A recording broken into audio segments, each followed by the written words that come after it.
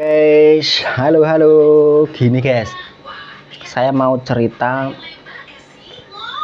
masalah percintaan dalam hidup saya ya. Ini masalah percintaan guys, karena saya itu nggak memandang latar belakang, saya juga tidak memandang fisik, saya juga tidak memandang usia ya dalam membangun rumah tangga ini guys. Karena yang saya utamakan itu dalam rumah tangga itu guys, dia benar-benar mampu setia ya. Mampu setia ini dalam arti dia nggak akan pernah selingkuh ya. Ini yang saya kejar dari dulu guys sampai sekarang ya. Cuman itu yang saya harapkan dari pasangan saya ya. Jadi itu dia benar-benar nggak mau selingkuh gitu loh. Makanya ya saya mengambil istri ini nggak memandang latar belakang, nggak memandang statusnya dia apa, saya juga nggak memandang usianya berapa. Ini saya nggak memandang guys, yang penting dia benar-benar mampu untuk setia ya, untuk setia dalam pasangan gitu. Terus saya itu udah berjuang berkali-kali ya guys, berkali-kali itu dalam arti itu sampai ada itu saya sampai menemukan calon-calon itu sekitar ada 15-an orang ya, itu 15 orang lah yang melintas di kehidupan saya untuk menjalin lebih yang ke serius begitu, pacaran lah ya. Ini lebih dari 15 orang guys, dari mulai gadis yang masih muda, mulai yang janda-janda begitu juga ada ya, ada sekitar 15-an orang guys. Tapi semuanya ini gagal guys, gagal dalam arti apa, enggak sesuai yang saya harapkan guys gitu loh. Jadi itu di karakter itu enggak ada yang saya inginkan gitu. Karena itu guys, di dalam rumah tangga ini itu tuh kalau setiap orang itu mempunyai prinsip ya guys, karena prinsipnya sangat penting banget ya untuk kelanjutan keberhasilan dalam membangun rumah tangga guys. Ini yang penting ya, bukan masalah harta ya, tapi masalah komitmen guys, komitmen yang harus benar-benar dijalankan dalam rumah tangga guys. Saya kasih contoh saya sendiri nih guys. Kalau saya ini yang terpenting adalah kebersamaan guys, ini yang penting ya. Jadi kalau sudah mempunyai pasangan, ini yang saya utamakan adalah kebersamaan guys. Mau kita punya uang ataupun nggak punya uang, kita ini harus terus bersama ya.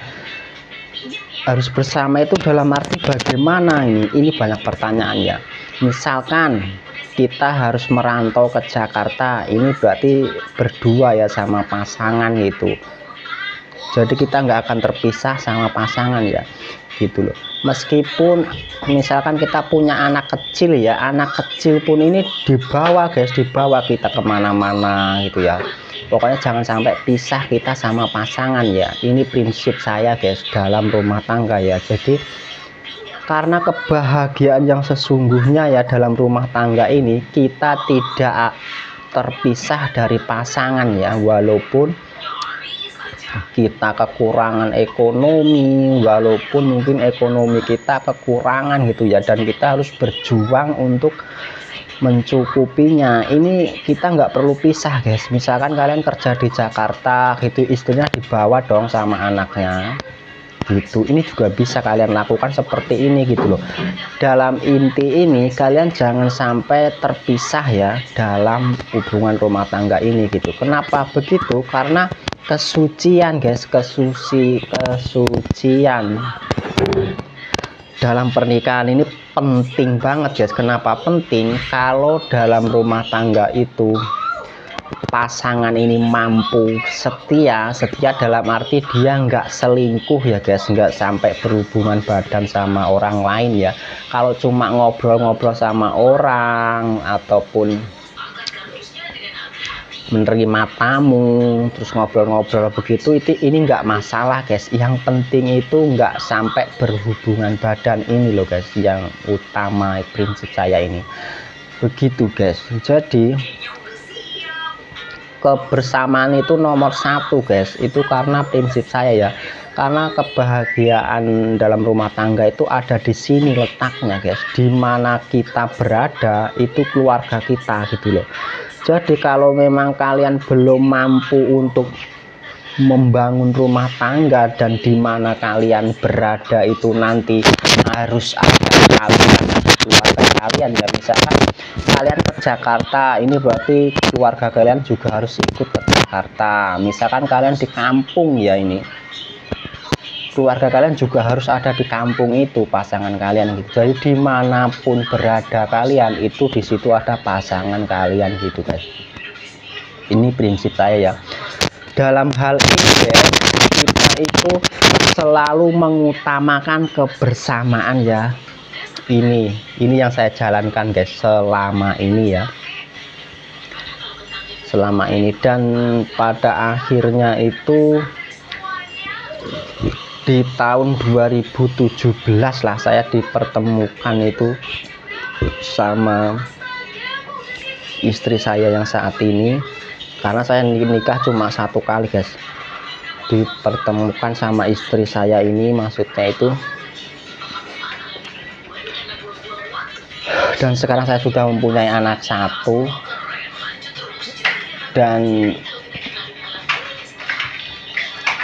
yang saya utamakan kebersamaan ini, sekuat apapun saya mempertahankan prinsip saya untuk kebersamaan ini tuh nggak bisa guys, nggak bisa bertahan ya, maksudnya nggak bisa bertahan itu, kita nggak bisa mempertahankan kita harus bersama terus, ini nggak bisa loh guys, karena ada di situasi kita ini harus benar-benar terpisah ya, maksudnya terpisah dalam hal mungkin 2 bulan atau 3 bulan ini kita harus terpisah, karena kita hidup mandiri ya guys. Kita itu hidup mandiri, terus kita harus benar-benar bisa mencukupi kebutuhan. Ini loh kadang guys yang membuat kita nggak bisa mempertahankan kebersamaan ini guys. Saya juga sempet ya, prinsip saya ini goyahnya ini gini guys, karena bener-bener saya nggak bisa mempertahankan yang namanya kebersamaan ini guys. Dan saya itu sampai berpisah ya, maksudnya berpisah ini saya cari duit gitu loh guys, cari duit, pergi ke Jakarta, dia di kampung gitu, itu berjalan selama 6 bulan guys. Rasanya ini bener-bener menyakitkan ya, maksudnya menyakitkan ini dalam batin, dalam hati, pokoknya ini dalam keseharian yang kita lalui ini sangat menyakitkan banget, karena kita terpisah dari pasangan ya gitu loh. Walaupun kita bisa ngasih makanan ya, bisa ngasih keperluan lah sama istri sama anak gitu, tapi raga kita kan terpisah guys sama istri ya, karena kita harus bekerja gitu ya. Ini berjalan 6 bulan guys, untuk menguji seberapa kuat hati saya untuk menerima kenyataan bahwa kita harus benar-benar terpisah dulu. Ini berjalan 6 bulan kan ini, dan ini sudah saya pelajari, sudah saya pikirkan, dan ternyata semua itu nggak bisa membuat hati pasangan itu tenang ya guys. Dan saya memutuskan setelah 6 bulan ini kita selalu bersama ya, selalu bersama, kita nggak akan terpisah lagi kecuali maut yang memisahkan guys, begitu ya. Ini prinsip guys, ini prinsip saya ya, dan semua itu sudah terwujud ya, sudah terwujud dengan adanya apa, saya terjun jadi konten kreator ini guys, yang mempunyai penghasilan puluhan juta ya, jadi konten kreator ini guys. Jadi kita nggak akan terpisah lagi sama pasangan, karena kita sudah mempunyai penghasilan di atas kita kerja ya gitu loh.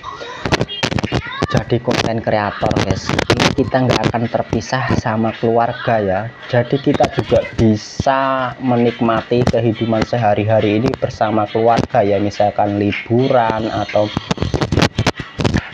jalan-jalan kemana, atau atau pergi makan atau pergi beli apa ini kita bisa lakukan sama pasangan kita ya.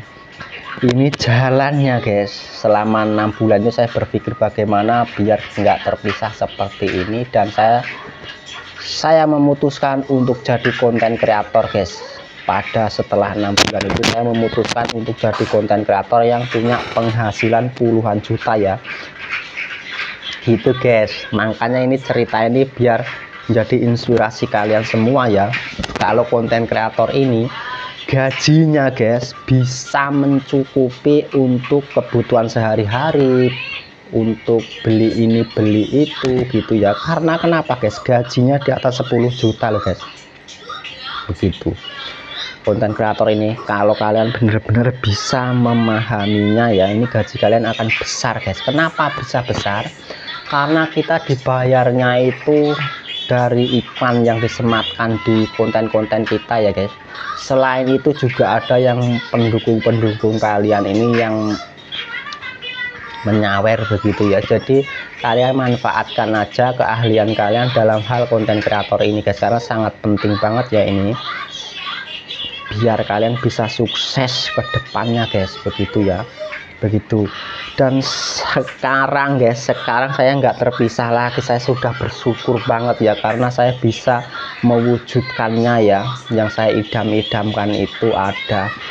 Dan istri saya saat ini guys bener-bener baik ya, maksudnya dalam arti baik ini, walaupun ini benar-benar baik ini hatinya ya guys, yang benar-benar baik ini hatinya ya.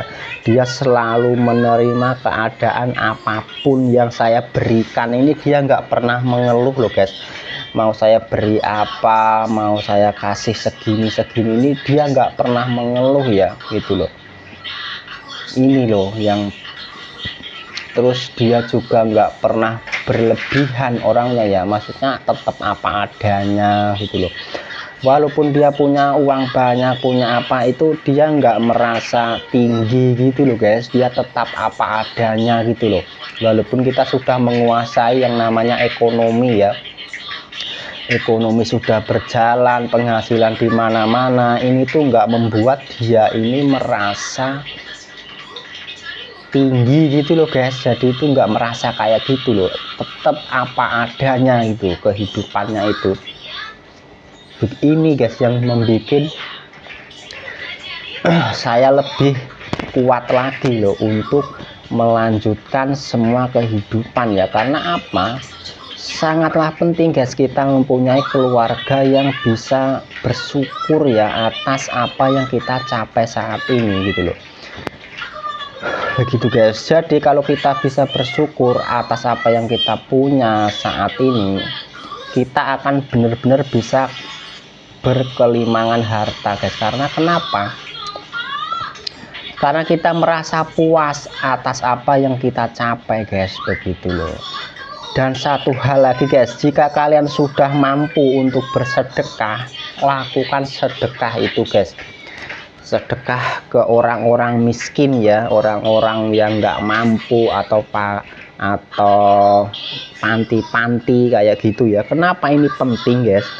Untuk mengingatkan kalian guys, dulu kalian juga orang miskin, nggak punya apa-apa, dan sekarang kalian jadi konten kreator punya penghasilan banyak. Ini harus kalian ingat guys, dulu bagaimana perjuangan kalian untuk bisa biar ekonomi kalian ini berjalan gitu, sampai kalian nangis, sampai kalian itu kerja sana sini, ini rasanya kan kalian sudah merasakan semua beratnya perjalanan kehidupan untuk menata ekonomi biar bisa berjalan ini guys. Nah, biar kalian bisa mengingat kenangan pahit-pahit yang pernah kalian lalui di kehidupan kalian ini guys, cobalah untuk bersedekah atas apa yang kalian punya ya,